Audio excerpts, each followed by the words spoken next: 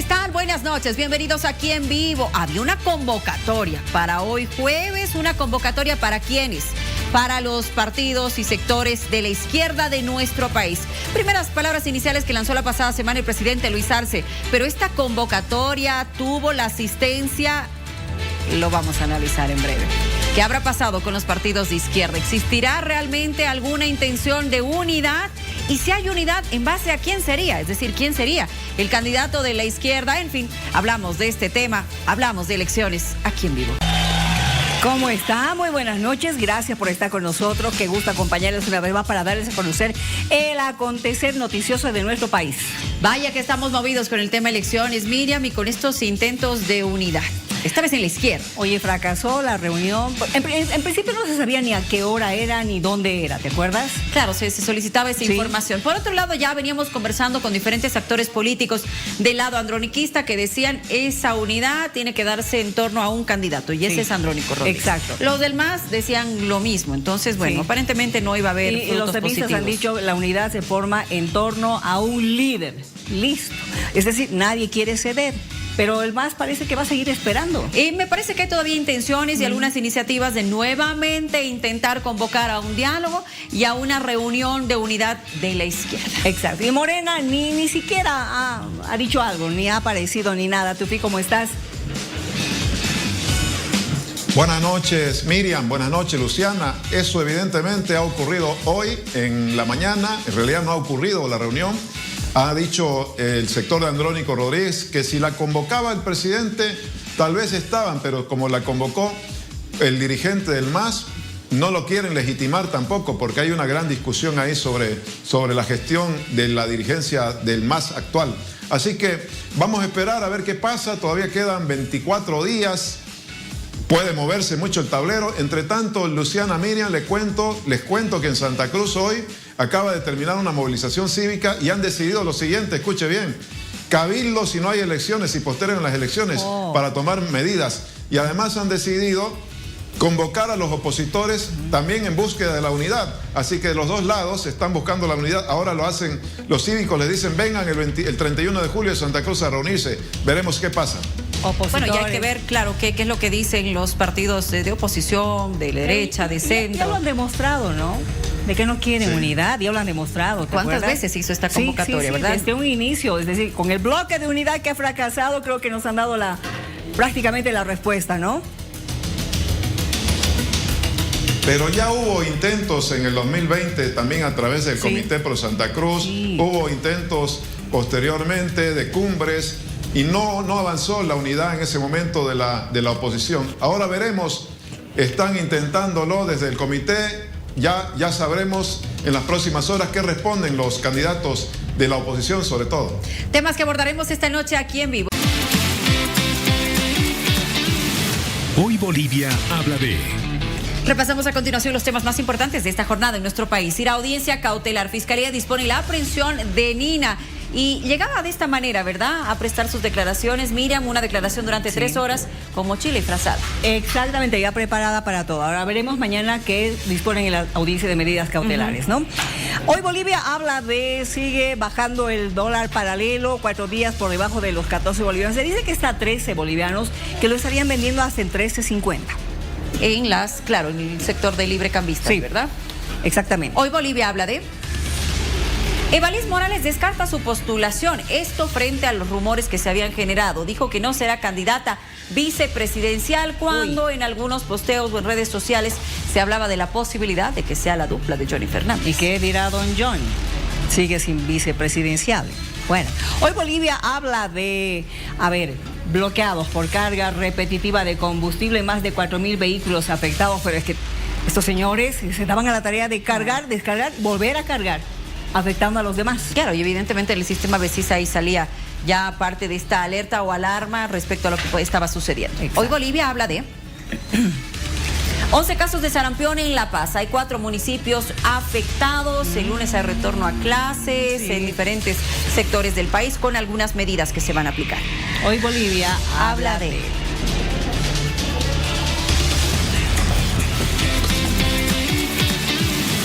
Hoy Bolivia habla de...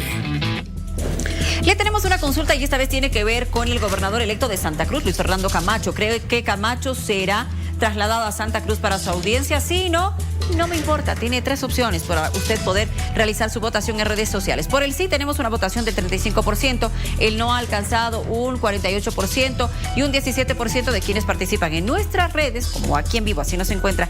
Dice: la verdad es un tema, no me interesa. Ahora, hablemos de elecciones. Hemos estado en espera en nuestras oficinas o en el lugar indicado, hermanos de Morena, hermanos de Andrónico, hermanos del lado del expresidente Evo, hermanos, algunos militantes de movimientos políticos de izquierda. Todavía tenemos tiempo. No, a ese tipo de eventos de querer salvar la imagen de alguien, nosotros no vamos a hacer. Nosotros no entendemos la izquierda. Por ejemplo, convocan solamente a Eva Copa, a Andrónico Rodríguez, a Fernando del Castillo. Si hablan de izquierda, hay partidos de izquierda. Izquierda es revolución. Autoprorrogados. Ahí está el pacto con las derechas. Y que no venga con esta actitud totalmente hipócrita y de doble discurso. Yo no le creo y le estoy dando 2 tareas fundamentales: que atienda la corrupción y que atienda la economía por el bien del país. Lo único que podemos apelar es a la conciencia de las bases fundamentalmente al voto. La convocatoria es al voto, ¿no? Se concentran al voto para Andrónico Rodríguez porque está el mejor posicionado dentro del campo popular y por lo tanto yo lo entiendo la unidad en función, del voto popular. Ellos no se han presentado. Podemos insistir hasta la siguiente semana. Caso que no se dé, seguramente nosotros vamos a continuar con nuestras campañas como se debe, como MAS y PCP, a la cabeza de nuestro binomio. Bueno, ¿qué pasa con esta convocatoria? No tuvo el efecto que se estaba esperando. Cada uno de los sectores de izquierda ha tenido una postura al respecto. Sin embargo, no se pierde la esperanza para este sector y, según mencionan, de poder generar nuevamente un espacio de diálogo. Está con nosotros Grover García, nos acompaña como parte de la dirigencia del Movimiento al Socialismo, el presidente del Movimiento al Socialismo. Tenía que estar con nosotros ayer, qué bueno que hoy está ya en esta convocatoria Aquí en Vivo. Don Grover, ¿qué ha pasado con esta intención de unidad en la izquierda del país? Buenas noches. Muy buenas noches, saludar al programa Aquí en Vivo, saludar a Luciana, Miriam, Tupi, saludar a nuestra población boliviana. Estamos viviendo momentos importantes respecto al proceso electoral que se nos viene el 17 de agosto. Enfocarme en la gran convocatoria que hemos lanzado como instrumento político MAS y PCP a los partidos políticos de izquierda o movimientos políticos de izquierda que tenemos en Bolivia. Hemos convocado e invitado para poder participar el día de hoy como corresponde. Sin embargo, muchos partidos políticos solo han mencionado por medios radiales o medios televisivos de que tendría que ser de diferente manera. Por ejemplo, el vocero de Andrónico decía que a la cabeza del Andrónico. Sin embargo, nosotros hemos sido claros en nuestra convocatoria de que también nuestro presidente convocó a esa unidad. Nosotros también, como MAS y PCP, hemos ratificado la convocatoria con la intención de unificar las fuerzas de izquierda, porque tal vez en estos momentos es muy importante, con todo el respeto que se merece cada líder, nosotros realizamos esa gran convocatoria y sin embargo no asistieron. Nosotros quedamos claro y concreto de que hemos cumplido la tarea de buscar la unidad. Hemos cumplido con esa gran tarea encomendada por nuestros militantes, simpatizantes que sugirieron por qué no se convoca a la gran unidad. Y lo hicimos. Ahora, de acá para adelante, vamos a continuar insistiendo, ya sea por un lado u otro lado, ojalá se dé, pero sin embargo, nosotros siempre vamos a decir hasta el último momento de las elecciones generales, el tema de la gran unidad, ya sea con todos o con algunos, se tendría que viabilizarse. Don Grover, ¿el MAS está esta convocando a la unidad bajo alguna condición? Por ejemplo, lo que usted mismo mencionaba, ¿verdad? Desde los sectores seguidores de Andrónico Rodríguez decían, bueno, sí, podemos convocar a una reunión de unidad, pero con un pilar fundamental que es Andrónico Rodríguez. ¿El MAS está presentando, tiene condiciones para estas reuniones de unidad o convocatorias a la unidad? Mire, nosotros fuimos claros y actualmente lo digo a nuestro pueblo boliviano, de que convocamos a esa reunión importante de unidad sin ningún acondicionamiento, porque lo primero que tenemos que hacer es ver en esa reunión sobre qué fundamentos vemos cómo viabilizamos esa gran unidad para poder encarar estas elecciones generales. Yo no puedo en este momento decir sobre esta base, porque en esa reunión es lo que tendríamos que definirlo, sobre qué bases y cómo lo vamos a hacer. Entonces, nosotros hemos esperado ese momento, no se dio. Sin embargo, de acá para adelante, la historia juzgará a aquellos hermanos, hermanas que no han dado señales de poder acudir a la gran reunión de unidad. Tufí.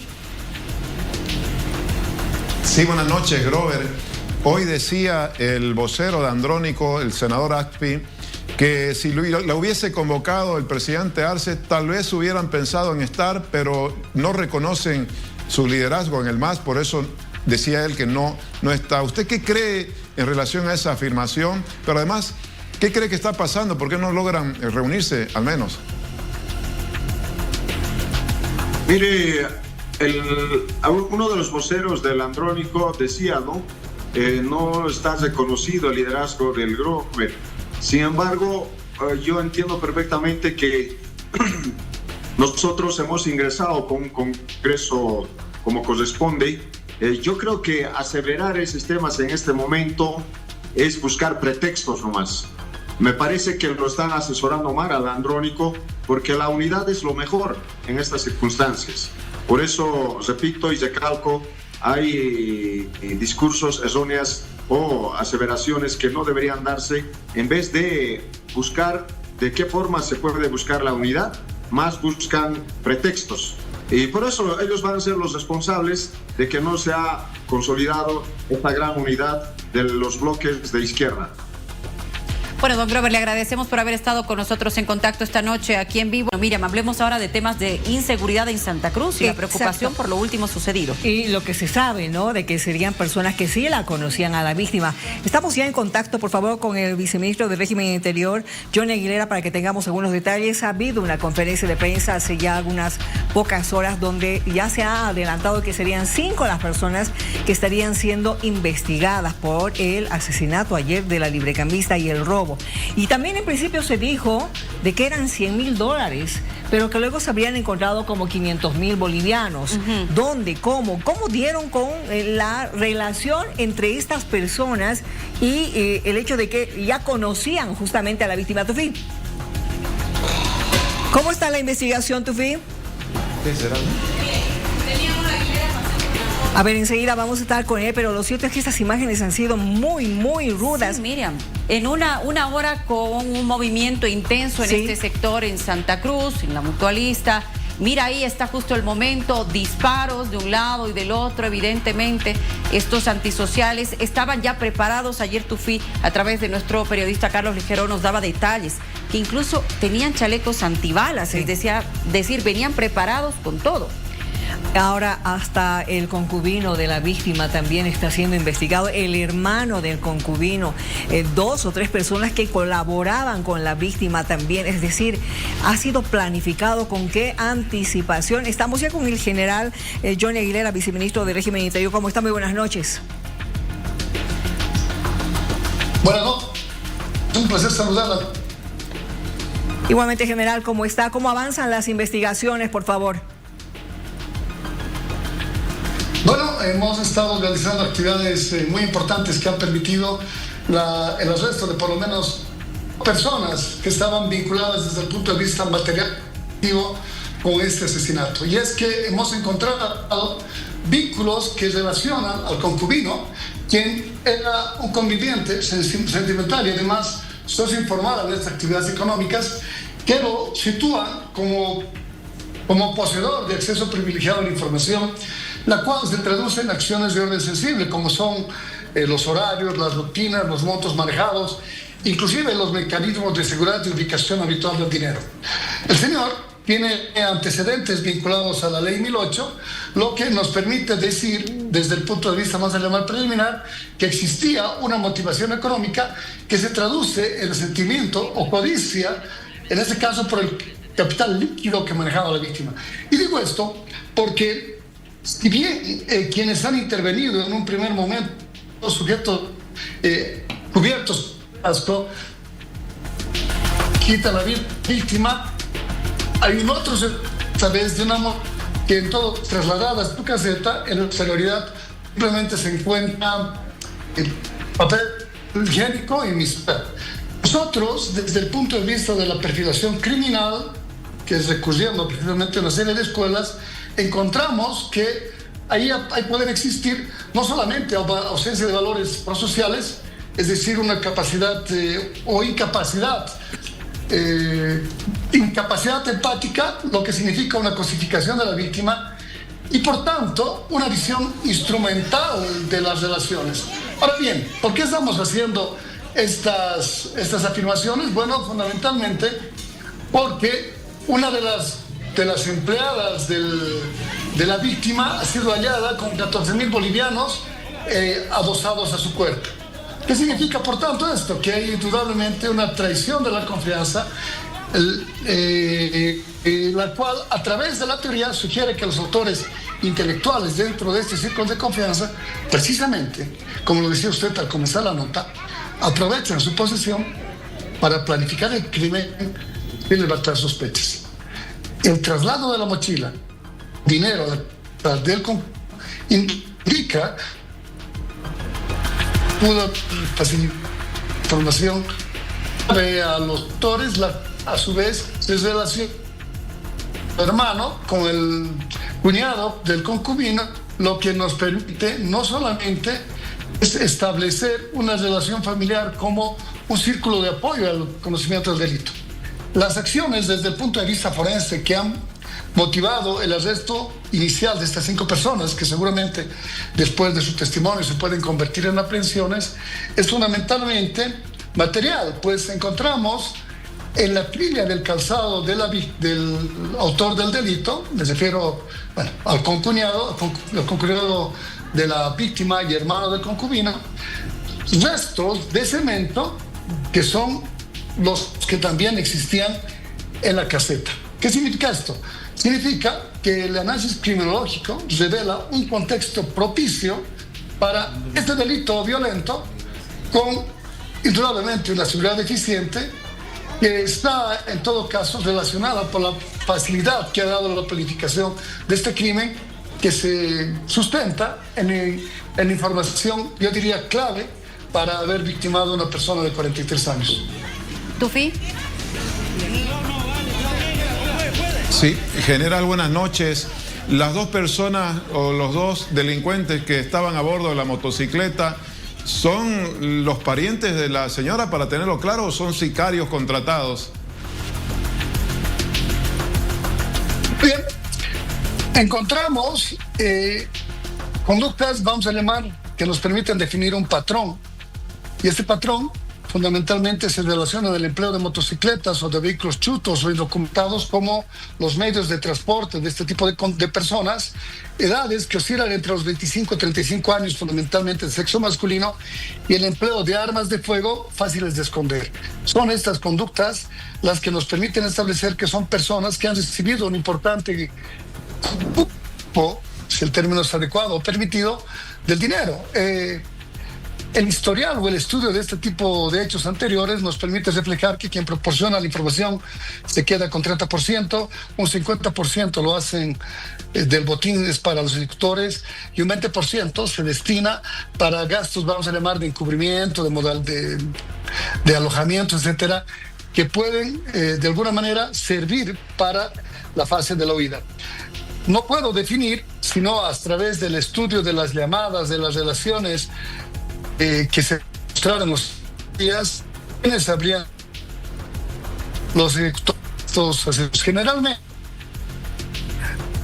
a personas que tienen antecedentes penales, ¿no? Se lo hace desde un intermediario, motivados mentalmente por un conflicto relacional, conflicto relacional que se sustenta fundamentalmente en celos financieros, resentimientos, éxitos o presiones externas como son, deudas u otro tipo de beneficios. Entre los 5 aprehendidos sospechosos están los que ejecutaron materialmente la acción, los que dispararon, o ellos están siendo buscados. Ellos están siendo buscados y quienes están ahora mismo, vamos a decir, sujetos a investigación es el hermano del concubino como un tercer sospechoso, lo que sugiere una vez más una red de complicidad dentro del círculo familiar. Esto es consistente con la teoría, ya que los autores intelectuales suelen reclutar a personas de confianza, familiares o amigos cercanos, para ejecutar o encubrir el crimen. Nosotros, es decir, la Policía Boliviana y el Ministerio Público, han efectuado allanamientos a estos domicilios relacionados, es decir, a los allanamientos del cuñado y del concubino. La idea del crimen fue planeado, incluyendo explotar la proximidad que tienen encima. Vale la pena reiterar que lo de esto es que es producido por parte de los sicarios una explotación de estas vulnerabilidades que se traducen en el conocimiento del entorno, es decir, el conocimiento de las rutas de ingreso y de salida y los momentos de mayor vulnerabilidad de la víctima, que son siempre los momentos de abrir o de cerrar los negocios, y esto permitió que los ejecutores actúen con precisión y rapidez. Ahora bien, el concubino y la ausencia en su escena del crimen tiene como base teórica la intención de desvincularse del delito, pues con esta acción evitan involucrarse directamente para mantener la apariencia de inocencia. El concubino evidentemente no estuvo presente durante el atraco, lo que le permitió en un primer momento presentarse como una víctima colateral. Gracias, general, por esta información que nos da. Es lo último. Hasta una próxima. Muchas gracias, Tufi. Miriam, que tengan buena noche. Gracias a usted. Así, Miriam, Luciana, hemos conocido información, lo último en relación a la investigación. Complejo el tema. Ya intervienen otros factores en la planificación que podrían ser el entorno familiar inclusive, ¿no? Claro, lo más cercano, la pareja. Una planificación además. Que ¿no? él sabía todo, cómo se movía, a qué hora salía, a qué hora entraba. ¿Qué cantidad de dinero tenía? Claro, exactamente. Es terrible, ha sido planificado perfectamente este crimen. Qué pena. Qué pena, lamentablemente. Bueno, haremos un vuelco de páginas, son las 22:44 y hablemos de temas de economía. Se lo habíamos anunciado hoy al inicio de Aquí en Vivo. Tiene que ver con el dólar paralelo, ya son 3 días consecutivos que está entre 14 y menos, según lo que indican algunos datos. Vamos a ver, por favor, lo que ha sucedido en esta última cotización que se tiene. Sería de 13,17. A ver, la hora actualizada a las 9 de la noche. Oh, mira, Hoy. sigue bajando. Sí. Mira, a ver, ¿cuándo? El 5 de julio estaba entre 15 bolivianos y 15,50. Correcto. 15,25 aproximadamente, y de ahí ha ido teniendo una leve bajada. Ha vuelto a subir a El 15 de julio. Sí, exactamente. Y luego nuevamente, y el bajón se está dando mucho más marcado hasta el día de hoy. ¿A qué se debe? ¿A lo que dicen las encuestas? ¿A qué? ¿Al movimiento político? ¿A qué? Hoy leí algunos tweets de algunos empresarios que dice esto no se debe a las acciones del gobierno, se debe a que el gobierno ya se está yendo. Eso dice. Vamos a preguntarle a quien sabe de estos temas técnicos. Está con nosotros Luis Fernando Romero, nos acompaña desde Tarija. Esta noche se conecta con nosotros para darnos el detalle de por qué está bajando el dólar paralelo. Luis Fernando. ¿Cómo están? Luciana, Miriam, Tufi. Estoy agradecido por la entrevista y bueno, atento a esas preguntas de este tema que ha llamado la atención mucho, ¿no? La bajada del dólar en estos últimos 3 días. ¿Por qué está bajando? Bueno, hay muchos motivos, ¿no? Pero antes que nada aclarar de que no es que vaya a bajar de aquí hasta las elecciones a 7 bolivianos siquiera, aunque la tendencia al parecer puede ser que llegue hasta el 17 de agosto a cerca a los 12 bolivianos, posiblemente, aunque ese mercado es altamente especulativo y volátil. Una de las principales razones es la cercanía de las elecciones. Eso está dando más certidumbre, por lo tanto la especulación y la demanda de dólares ha bajado relativamente. Y también el hecho de que las encuestas han apuntado a un escenario favorable, en el sentido de que hay reales posibilidades, después de 20 años, de que exista un gobierno diferente al actual, con un modelo económico y político distinto. Y eso da certidumbres y esperanzas, en pocas palabras, para que se resuelvan paulatinamente problemas tales como los carburantes, los dólares y la inflación. Otro tema también real es de que en los últimos 3 meses la población ha vivido drásticamente la subida de precios en la economía, una inflación que ha llegado a ser la primera y la más elevada de toda América Latina y el Caribe en junio pasado. Y esto pues hace que la gente tome decisiones. No es que no desee dólares, necesita dólares, pero muchas familias tienen que pagar temas de salud, educación, alimentación, que está cada vez más caro. Y por eso pues ha bajado la demanda de dólares. Pero también otro tema importante, y eso se ve al menos aquí en el sur del país, el tema del ingreso de dólares por contrabando, porque muchas personas realizan comercio informal en las fronteras de Perú y la Argentina, y miles de personas a la semana llegan a las fronteras entre Bolivia y Argentina a realizar una especie de tours comercial o de compras, porque está entre un 30 a 40% más barato comprar en Bolivia que en su país de origen, y eso pues ha generado una llegada interesante de dólares. Y de hecho que también, averiguando un poco los librecambistas, han notado una demanda más baja, que en términos generales se debería a factores entre económicos, políticos y sociales, ante un nuevo escenario que al parecer que al aproximarse más a las elecciones, las personas tienen más certeza de que la situación pudiese mejorar a corto plazo. Ahora, Luis Fernando, no es que pasando las elecciones los dólares van a volver de inmediato al país, ¿no? Porque todavía tiene que producirse un cambio de gobierno, si es que se va a dar este cambio de gobierno tal como apuntan las encuestas, y además tiene que haber también una definición del tipo de cambio que va a haber con relación al dólar. Sí, esto yo reitero, es algo volátil, especulativo. El día de mañana podría volver a subir, puede intervenir un gran comprador en el mercado de las criptomonedas y modificar todo esto. La tendencia es a que baje, pero tienes razón, eso es algo coyuntural, no es algo estructural, porque para que el dólar no esté tan caro y se disminuya esa brecha entre el tipo de cambio oficial y el tipo de cambio paralelo, se tiene que devaluar la moneda, aunque ahora no sea tan traumático como hace 2 o 3 años. Pero los dólares tienen que llegar para devaluar, no va a ser fácil. Tienes que pensar primero, ver qué vas a hacer con la subvención a los carburantes, que inmediatamente tampoco vas a reducir drásticamente, y también con el gasto público. No es la idea entrar y despedir a miles de personas. Tienes que hacer un análisis, yo creo que serio, en lo técnico, económico y lo financiero, para ver cómo vas a reducir ese aparato estatal y cómo lo vas a hacer más eficiente. No creo que de la noche a la mañana, porque asume un gobierno de derecha, vayan a llegar los millones de dólares de cualquier organismo internacional de financiamiento, porque hay que estabilizar la economía, dar certezas, seguridad económica y jurídica, demostrar a los mismos que están yéndose por buen camino. Hay que tener gobernabilidad y gobernanza, por eso es muy importante que se tenga una oposición débil y un oficialismo fuerte en la Asamblea. Y son varios aspectos que hay que poner a la mente, a la cabeza a las personas, que no es que el día de mañana, cuando asuma ya el gobierno, uno va a poder comprar el tipo de cambio oficial o va a poder retirar sus ahorros, ¿no? Un proceso de estabilización, como va a pasar con Argentina, toma entre 2 a 3 años y nuestra economía es pequeña. Entonces creo que el proceso es el que todos conocemos, pero va a ser difícil, costoso y nos va a llevar un tiempo.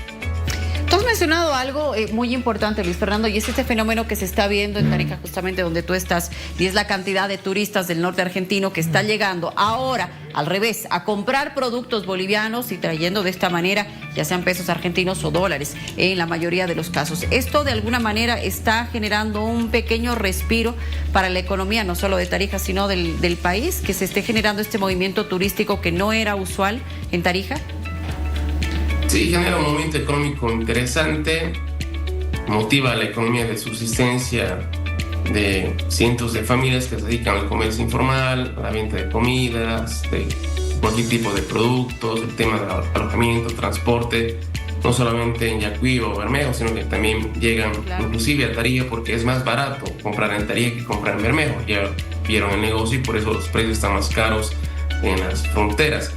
Claro que los turistas que vienen, como has indicado, y eso ha salido en varios medios nacionales, inclusive argentinos, traen pesos argentinos, traen dólares porque ya no hay ese cepo cambiario, tienen mayor acceso a sus dólares y a sus depósitos y pues los cambian porque es favorable el tipo de cambio y pueden comprar muchas cosas. Por eso se decía de que está entre un 30-40% más barato comprar en Bolivia que comprar en Argentina, por ejemplo. Pero eso es algo coyuntural, no resuelve la crisis, no porque traigan los dólares los argentinos. El día de mañana la situación va a mejorar, no va a haber inflación, va a existir carburantes. Reitero, se necesitan medidas estructurales para resolver una crisis estructural de más de 10 años y el nuevo gobierno tendrá que tomar las medidas pertinentes, pero obviamente evitando que no sean un shock fuerte y con un costo muy elevado en términos de empleo y sobre todo de pobreza, pero el camino está claramente definido. Pero depende si asume uno u otro partido. Hemos visto diferencias en sus planes de gobierno, pero de que van a tener que ser reajustados ante un escenario totalmente diferente, porque yo creo que la economía está mucho peor de lo que se cree. Va a ser un poco complicado, pero bueno, hay que tener la esperanza de que las cosas van a mejorar. Bien. Gracias, Luis Fernando. Siempre es un gusto hablar contigo y tener además ya datos un poco más claros con relación a lo que está pasando. Que te vaya muy bien. Buenas noches.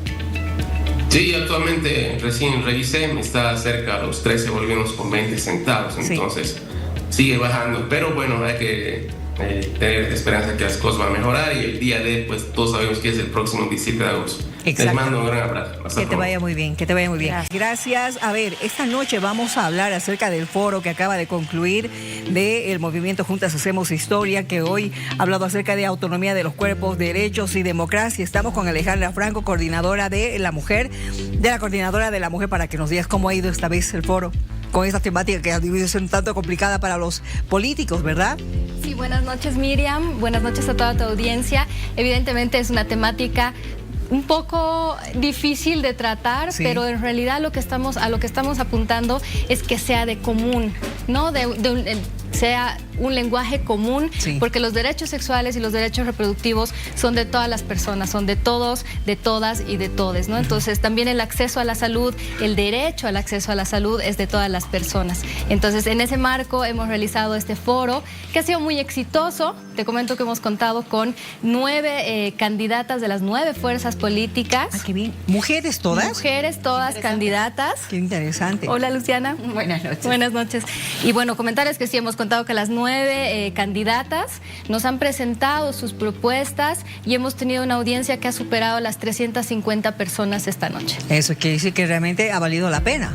Definitivamente, y la importancia de la participación de las mujeres, ¿verdad? En muchas oportunidades, también desde la Coordinadora de la Mujer hemos conversado sobre este tema, la paridad y la participación igualitaria que puedan tener las mujeres, pero sobre todo, lo más importante, escuchar las voces, escuchar las necesidades y que quienes están como candidatos o con la intención de ser el próximo presidente o vicepresidente de este país, pues escuchen y sepan las necesidades que se tienen en igualdad. Sí, correcto, pero más allá de solamente hablar de mujeres, este tema, como les mencionaba, también implica hablar desde las diversidades sexuales y de género, hablar también desde los hombres, desde los compañeros, desde las mujeres, desde las niñas, desde las adolescentes, porque los derechos sexuales y los derechos reproductivos son de todas, de todes y de todos. Y esas voces se han podido escuchar justamente esta noche en este foro que hemos tenido, donde cada una de las participantes, de los participantes y las participantes han podido expresar su voz y también recuperar algunas de las propuestas propuestas que tenían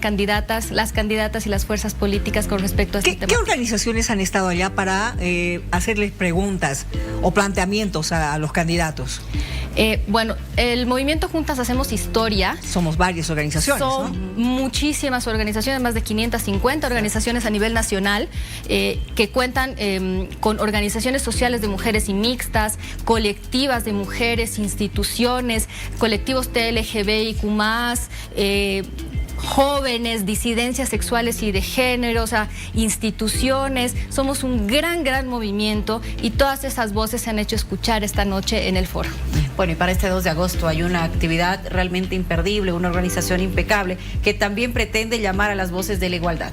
Sí, correcto. Este 2 de agosto estamos apelando a los binomios presidenciales a que justamente en este espacio, en la generación del diálogo democrático, nos muestren, nos comenten cuáles son las propuestas que tienen para responder a las demandas de las mujeres, de las diversidades y disidencias sexuales, de las adolescentes, de las juventudes, de las mujeres adultas, etcétera, ¿no? Estamos apelando a que en este diálogo democrático nos puedan responder, nos escuchen también, escuchen nuestras demandas y se replanteen cuáles son las respuestas a estas demandas en sus propuestas. En cada foro que ustedes han realizado han tocado diferentes temáticas. Correcto. La del 2 de agosto, uno de los temas va a ser economía. Sí. ¿Con qué visión? Bueno, con esta de reestructurar más bien, ¿no? Con una visión más integral. ¿Cuál más? ¿Qué otros temas más vamos a tocar? Vamos a tocar el tema de la crisis ambiental, el medio ambiente, vamos a tocar paridad, el derecho a una vida libre de violencia, que es una temática fundamental para no solamente las mujeres, sino para las niñas, las adolescentes, y obviamente el tema que estamos tratando ahora, que son los derechos sexuales, derechos reproductivos y el acceso a la salud. Este tema, Luciana, y creo que tú vas a estar de acuerdo conmigo, el de tener una vida libre de violencia, yo creo que va a ser el más complicado de tratar, ¿no? Porque todos tienen una visión sobre qué hay que hacer para mejorar la justicia en el país. Claro. Y por eso es importante escuchar a quienes están en estos movimientos y estas más de 550 organizaciones que van a estar dispuestas a poder darle estos detalles a los y las candidatas que puedan acompañarnos este 2 de agosto. Sí, correcto. Es uno de los temas más importantes de esta agenda y también donde más propuestas estamos esperando recuperar desde las y los candidatos, ¿no? Y de las organizaciones políticas, porque la demanda desde las mujeres es que se respete y se garantice el derecho a una vida libre de violencia, pero también que se mejore el acceso a la justicia, claro, ¿no? Que es un tema que nos atañe a todas, a todos y a todos en este país, porque la crisis de la administración de justicia realmente ha calado profundamente. Te agradezco mucho, Alejandra, por haber venido y además hacer esta invitación para el próximo 2 de agosto a las 20 horas. Correcto. Serán 120 minutos intensos con los candidatos, con los que se va a tratar justamente estas temáticas que son tan importantes, pero con otra visión, con otros ojos. Y como dice Luciana, los ojos de la igualdad. Sí, señores. Gracias por haber estado con nosotros. A ustedes, un gusto. Buenas noches, Alejandra. Buenas a través noches. de la Gracias. Red Bolivisión, por supuesto, para que no se lo pierda. El próximo sábado 2 de agosto. Exacto. Hacemos una pausa, quédese con nosotros que ya vuelve aquí en vivo.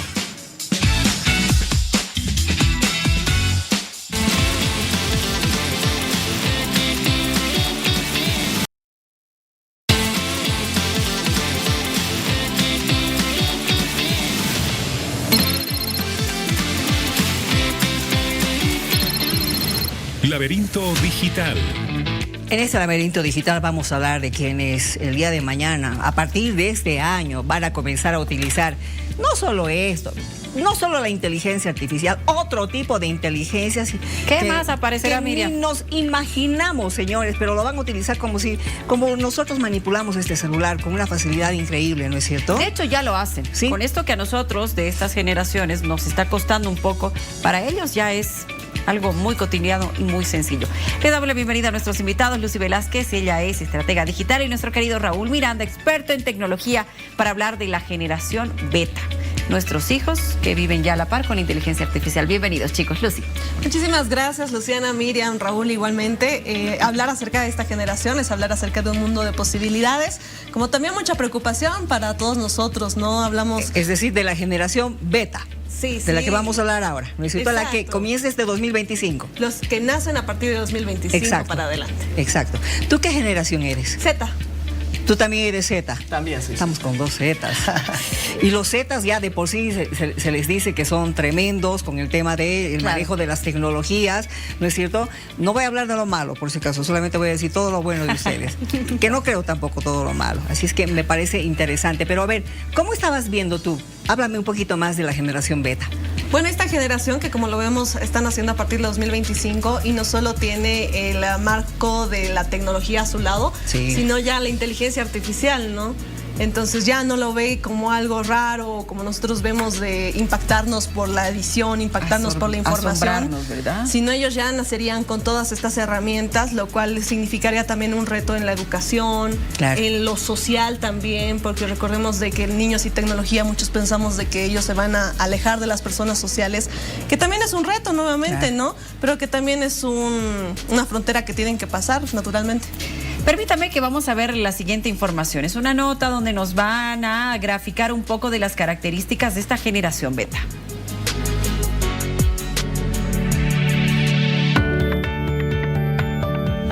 Si nosotros los acompañamos exigiendo reflexión, pensamiento crítico para que manejen esa información, vamos a tener chicos y chicas sumamente potentes. ¿Qué es la generación beta? Bueno, se está llamando así a los niños y niñas que están naciendo y ya están conviviendo intensamente con este mundo de la inteligencia artificial.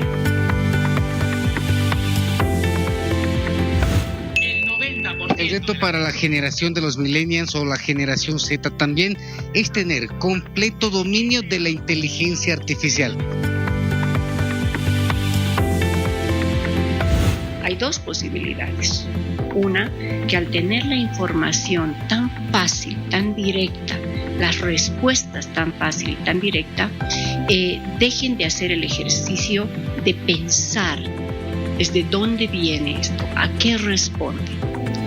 Pero el otro camino puede ser que generen un pensamiento crítico. Es decir, está bien que tengan información rápida, que tengan respuestas rápidas, pero que aprendan a pensar de dónde viene esto, según quién, a qué intereses responde, esta información a la que he accedido, ¿me sirve? ¿No me sirve?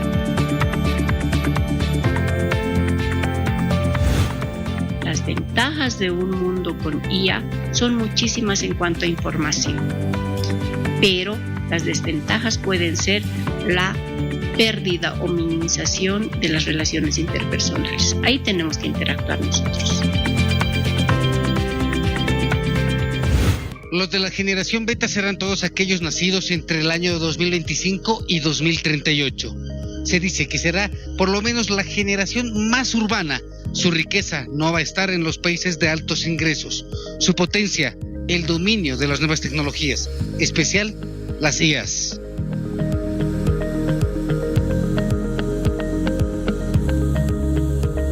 No sé si se van a volver dependientes del celular, pero sí van a tener una convivencia permanente con la IA. Y no está mal. El tema es que sepan manejar esta información, sepan reconocer si esta información tiene fuentes, si esta información es fidedigna.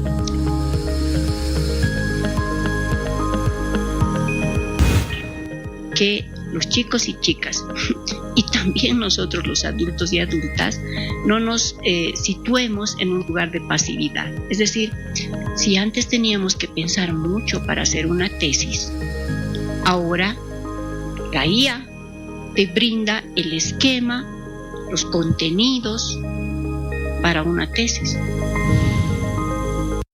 A ver, cuando dice que van a ser personas más ensimismadas, y aquí estábamos hablando ya fuera de cámaras y decimos, si hoy en día que un niño utilice esto le puede provocar TDAH, porque sí, eso está pasando, ¿no es cierto? Los estamos un poquito volviendo más, ¿qué te digo? Alejados de la familia, alejados de la sociedad. El día de mañana puede ser mucho peor.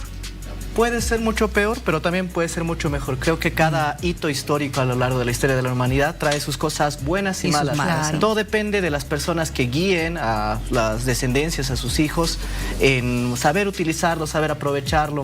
Cuando había el internet, había personas que lo aprovechaban muy bien y en vez de pasar horas en la biblioteca, pasaban horas aprovechando el internet con información. Pero también ha habido muchas otras personas que lo desaprovechaban y lo utilizaban para cosas malas. Lo mismo va a suceder con la inteligencia artificial. Y esta generación creo que tiene al mismo tiempo un reto muy importante con todos los problemas y las situaciones que se van a ir dando a lo largo de los años futuros, ¿no?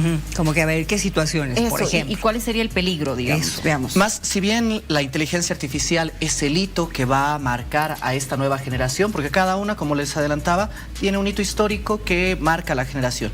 Ellos van a nacer en un mundo que ya tiene internet globalizado y utilizado por todos, claro, y la inteligencia artificial explotándose en sus mejores años. Y viene, si bien ese es el hito más importante, ellos ya vienen con una conciencia mucho más social, mucho más propositiva en el ámbito de cambio climático, por ejemplo, que es que van a enfrentar muy duramente. Van a enfrentarlo y además van a enfrentarlo en una de las etapas más críticas para la humanidad. Al igual que posiblemente en el futuro escasez de alimentos en algunas regiones donde las tierras están erosionando. Y esas condiciones son las que, con todas estas herramientas, si son bien aprovechadas, van a ir a enfrentarse y a tratar de solucionar y encontrar mejores condiciones. ¿Qué dices tú, Lucy? Bueno, son muchos los obstáculos, pero también grandes las recompensas, ¿no? No por el miedo a la inteligencia artificial vamos a quitarles esas herramientas que ya todos los niños tienen, todos los jóvenes tienen. Entonces, creo que la alegoría que decíamos, ¿no? A una generación no les dejaban ver televisión, a nuestra generación no les dejaban me dejaban ver la tele, a vos no te dejaban ver la computadora. Ahora esta generación no dejarla utilizar inteligencia artificial también sería una gran desventaja para ellos, ¿no? Obviamente tiene los peligros de eso, de la sociabilidad que podemos llegar a tener, de la comodidad que puedan sentir con una persona en comparación con una IA que está moldada a ti. Son obstáculos, pero no por eso les podemos quitar esas herramientas, ¿no? Simplemente hay que estar a la altura del desafío. Claro, porque evidentemente en otros países, pues la tecnología, a diferencia del nuestro, va avanzando y mucho más rápido. Nuestro país tarda en llegar, pero no por eso nuestros hijos van a estar con, como tú dices, con estos obstáculos de no tener esa misma igualdad de oportunidades.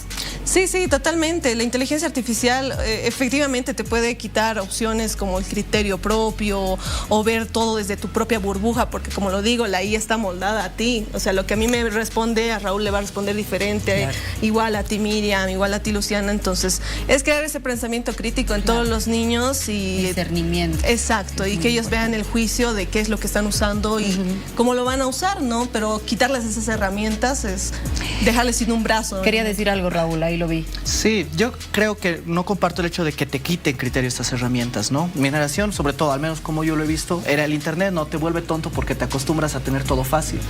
Pero la realidad es que mi generación ha aprendido que puede encontrar la información más fácil y es una realidad en la que vivimos ahora. Entonces, al igual con la inteligencia artificial, tenemos que entender que las nuevas generaciones van a aprender a usar esta herramienta y cambiar su pensamiento crítico, tomando en cuenta que pueden contar con eso. Que acabas de decir es verdad. De acuerdo a su realidad, van a tener otro tipo de pensamiento crítico. Exactamente. ¿No es cierto? Ahora, a ver, ¿qué te digo? Hay que verlo como una oportunidad, porque al tener estas herramientas, las brechas globales, las brechas comparando con otros países en el ámbito tecnológico, cada vez se van reduciendo más. Es verdad que no tenemos uno de los mejores internets del mundo, es una realidad, pero si comparamos cómo era estudiar antes, con la precariedad de las bibliotecas que teníamos, porque no había la infraestructura necesaria, ahora nos pone a la par de una persona en Estados Unidos que puede conectarse en una computadora e investigar todo. Oye, al igual, ahora con los más jóvenes van a poder usar la inteligencia artificial a la par de un estudiante en Estados Unidos, en China, en Suiza, donde sea. Y algo que va a cambiar, y estoy segura, porque hasta ahora tenemos miedo, ¿no? La inteligencia artificial va a afectar nuestros trabajos, las profesiones del futuro y con las que se van a enfrentar los beta, van a ser totalmente diferentes. Quizás ya ni estudien medicina, pero van a estudiar cómo hacer un buen robot médico, digamos, o sea, cómo mejorar, digamos, las funciones de un buen robot médico, por ejemplo, se me ocurre. Y las oportunidades, ahí les arrojo un dato que el otro día leía en una nota. Buscan ingenieros en inteligencia artificial con un sueldo de $60,000 al mes. O sea, es realmente comparativo, con una diferencia muy grande para las profesiones actuales, ¿no? Y va a abrir no creo carreras específicas, pero sí habilidades necesarias en específico que necesitan. Cada reclutador ahora mismo ya no te pide, y bueno, algunos lo hacen y creo que critico mucho eso, habilidades en ofimática para cargos genéricos, digamos, ¿no? Es algo que, al menos mi generación, ya nace, es como básico, es como utilizar el celular de mensajería, ¿qué es eso? WhatsApp. Word, Excel, PowerPoint, que creo que lo utilizamos todos. Y al mismo tiempo, en un futuro seguramente se va a pedir el manejar ciertas herramientas con inteligencia artificial como base para las carreras. Y mira, yo les voy a mencionar un dato que leí muy interesante, y es que evidentemente el tema de la IA en su aplicación, Estados Unidos y China son los países que están avanzando más, pero China en los últimos 2 meses está alejando la brecha muchísimo más de Estados Unidos, porque están generando miles y miles de laboratorios de inteligencia artificial, incluso aplicados al tema de la robótica. Sí. Y es verdad. Y lo que uno ve en la China es una cosa increíble. Han sido los primeros en levantar un auto volador, digamos, y cosas por el estilo. A los autos que se manejan sin conductor. Pero eso para esta generación todavía, ¿no? La generación A y las anteriores. Los beta van a volar con otras cosas. Exacto, van a tener un mundo abiertísimo a poder especializarse en lo que quieran en realidad, incluso me animaría a decir, sin la intervención tan profunda y tan necesaria como es ahora de los mismos docentes, ¿no? Sí. La inteligencia artificial, más al margen de solamente con esta generación, va a permitir personalizar la experiencia de cualquier persona en educación y en salud, que creo como ejes principales y más importantes en la sociedad. ¿Tú crees, Lucy, que quienes no manejamos todavía la inteligencia artificial, que somos parte de mi generación o de la generación, ¿qué generación es nuestro productor? X, ¿no? X, ¿somos unos ignorantes tecnológicos? No le diría ten mucho cuidado con lo que vas a decir. No diría ignorantes, porque creo que ahí está la herramienta para que podamos utilizarla, ¿no? Es una gran diferencia a que tú puedas preguntar algo, a que yo, mi generación, agarre IA, tenga un prompt de qué es lo que voy a solicitar. Entonces, la diferencia es cómo tú lo estás pidiendo a la inteligencia y cómo yo lo voy a utilizar. Claro, es que nosotros tenemos ese problema de que no, primero nuestro pensamiento crítico, ¿no? Analítico, ¿cómo voy a depender de una inteligencia artificial? Nos estamos perdiendo. Pero mucho. Nos puede ayudar. Sí, puede ser una herramienta muy si la sabes manejar. Claro. Si la sabes manejar. Y la guía importante, que es el rol que van a tener los padres de familia y este reto al ser los papás de esta nueva generación beta. Raúl, Lucy, gracias.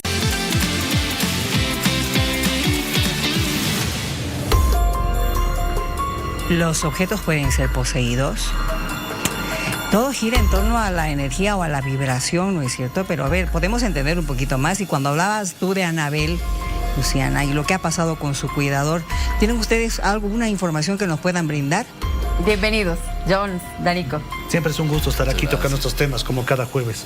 Realmente tenemos mucha curiosidad en torno a lo que ha pasado con este investigador paranormal que muere de causas totalmente inexplicables. A ver, era su cuidador, un ex militar de 54 años que además fue alumno de los Warriors. Correcto, que habría tenido vinculación con esta muñeca y que también estaba promocionando una conferencia. Una gira, estaba de gira, ¿cierto? Estaba de gira.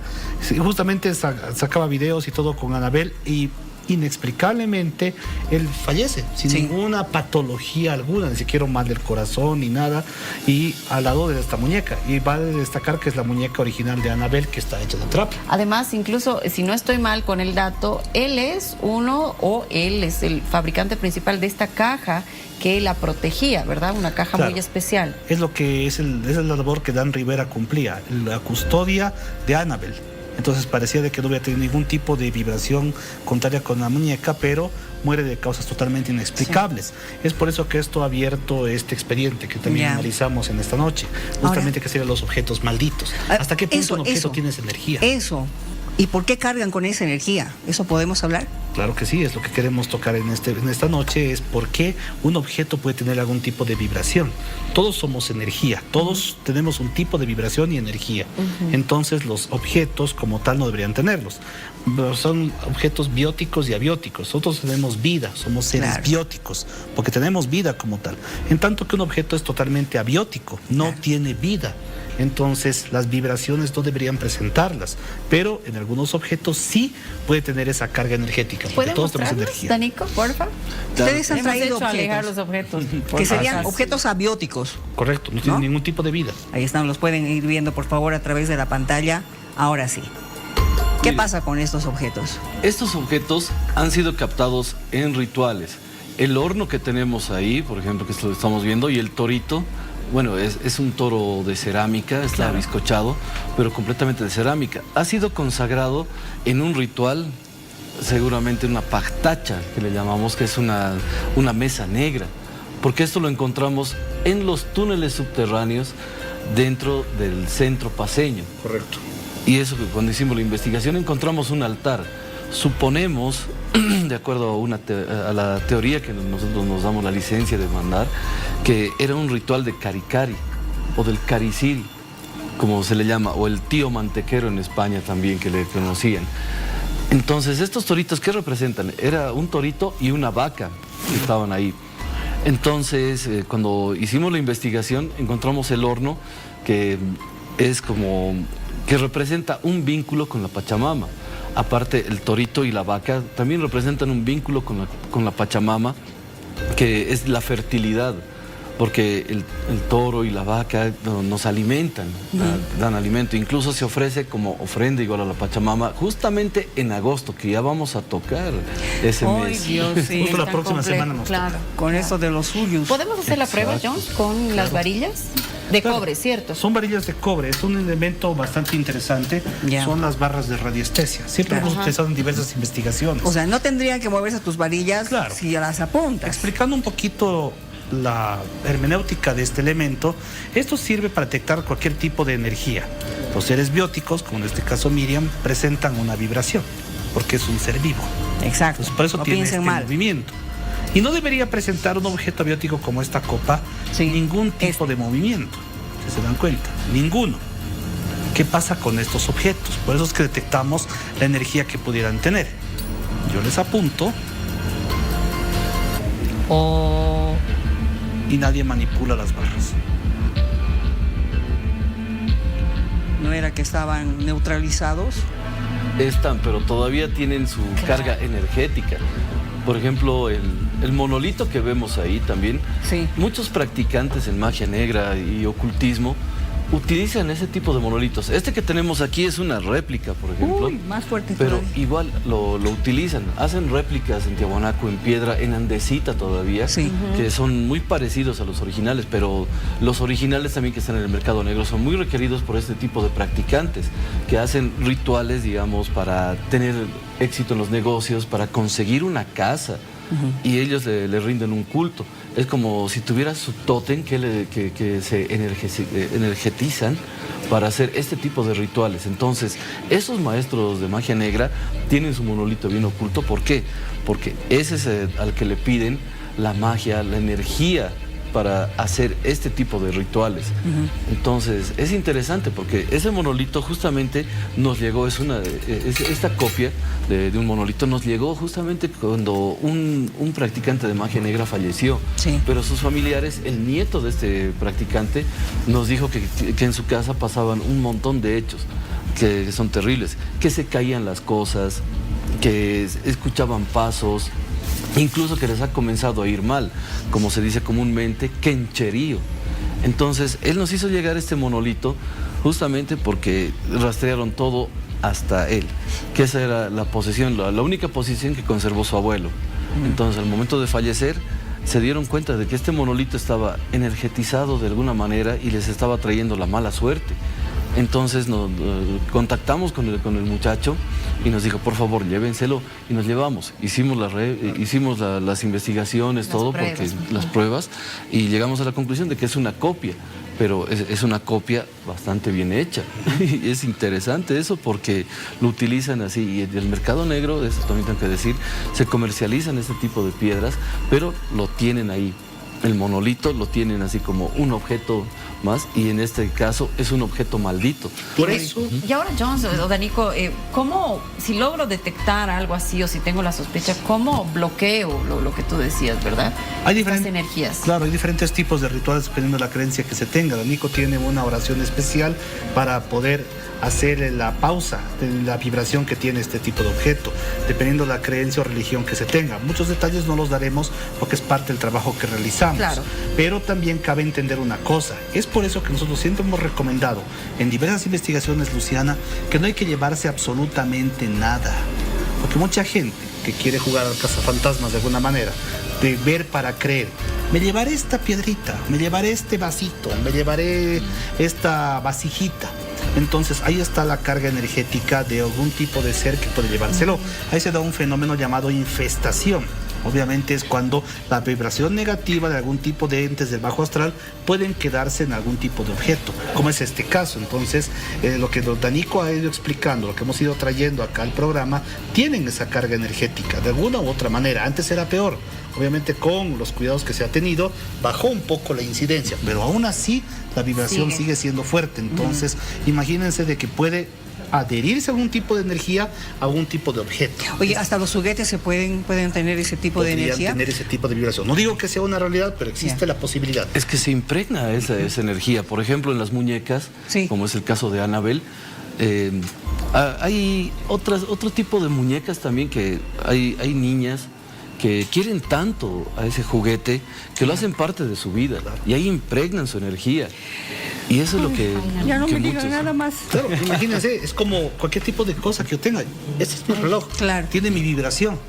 Si yo tuviera, si alguien llevara mi reloj, se lleva parte de mi energía. Entonces es por eso, imagínate llevarte algo de un lugar donde se practicó Ouija, magia negra, algún tipo de vibración rara. Esas infestaciones y entes van a quedarse en algún tipo de objeto. Es por eso ahí está la peligrosidad, lo que podría ocurrir. Y como estamos en un mundo de probabilidades infinitas, todo es posible. Todo es posible. Y si usted tiene alguna duda, ¿verdad? Y sospecha, pues es mejor que llame a los profesionales. A los Jones expertos. y a Danico. Gracias. Gracias, chicos. Ustedes por haber venido. Siempre es un gusto. Muchas gracias por la invitación. Temas, sí. Vamos a una pausa. Ya se van con nosotros. Sí, por favor. Se van.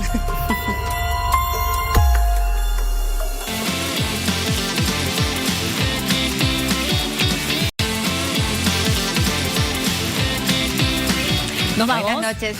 Hasta mañana.